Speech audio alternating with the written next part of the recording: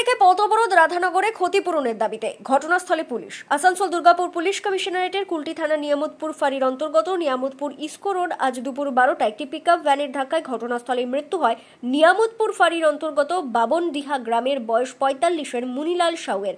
ঘটনার প্রতিবাদে স্থানীয়রা প্রায় আধ ঘন্টা পথ অবরোধ করে বিক্ষোভ দেখায়। পরে পুলিশের আশ্বাসে অবরোধ উঠে যায়। ঘটনার কয়েক ঘন্টা পরেও পরিবার ও গ্রামবাসীরা জানতে পারে যে সড়ক দুর্ঘটনায় মুনিলাল সাউ মারা গিয়েছে।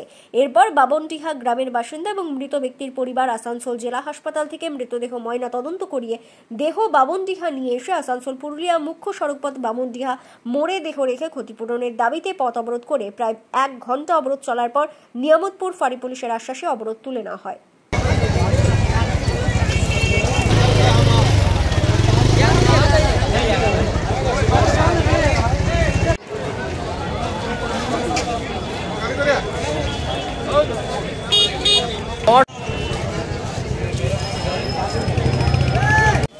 পথ অবরোধের কারণ হচ্ছে আজ আমার কাকা 12টার সময় আসছিল চিত্তরঞ্জন থেকে। আমাদের এই ঋতুরিয়া রোডটা যা অবস্থা, এটা আমরা সত্যি বলতে গেলে আমার ভারতের নাগরিক হয়ে আমাদের লজ্জা লাগছে। আমরা এত লজ্জিত।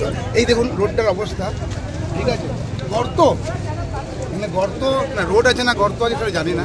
আজকে এই দুর্ঘটনার জন্য দায়ী কে আমি এটাও বুঝতে পারছি না, যে ড্রাইভার দায়ী না আমার কাকা দায়ী না এই রোড দায়ী না এই প্রশাসন দায়ী না সরকার দায়ী। আমরা রোড ট্যাক্স নিচ্ছেন, গাড়ির তেলের ট্যাক্স নিচ্ছেন, সব কিছু নিচ্ছেন, গোটা ভারতবর্ষে রোড ভালো, কিন্তু আমাদের এইখানে দুর্দশা কেন? এমনি আমরা কেন এই জিনিসটা বরদাস্ত করবো? অ্যাক্সিডেন্ট কিসের সাথে অ্যাক্সিডেন্টটা একটা পিকআপের সঙ্গে হয়েছে। এবারে এই অ্যাক্সিডেন্টে আমার সাক্ষাৎ ছিলাম না, এখন আমরা জানি না কি করে হয়েছে দুর্ঘটনা।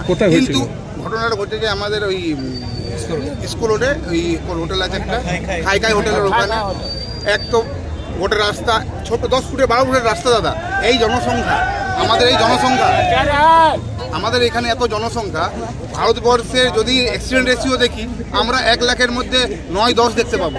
কিন্তু আমরা এত দুঃখজনক ব্যাপার, আমরা এখানে বসবাস করি, এখানে আমার মনে হয় 1 লাখের মধ্যে 100 জনের রিস্ক ফ্যাক্টর থাকছে।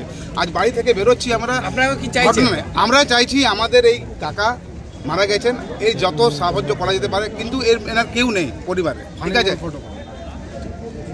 বাড়িতে একটা 16 বছরের ছেলে আছে, একটা 12 বছরের মেয়ে আছে, একদম দিন আনে দিন খায়, ঠিক আছে। এইভাবে এনার জীবনযাপন, এখন এর মাথার থেকে সব কিছু চলে গেল। ক্ষতিপূরণের দাবির জন্য আমরা আবেদন করছি।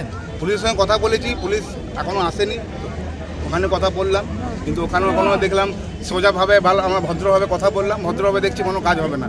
লাস্টে বাধ্য হয়ে আমাদেরকে রোডের মধ্যে দাঁড়াতে হচ্ছে। আজ আমার ভালো লাগছে না।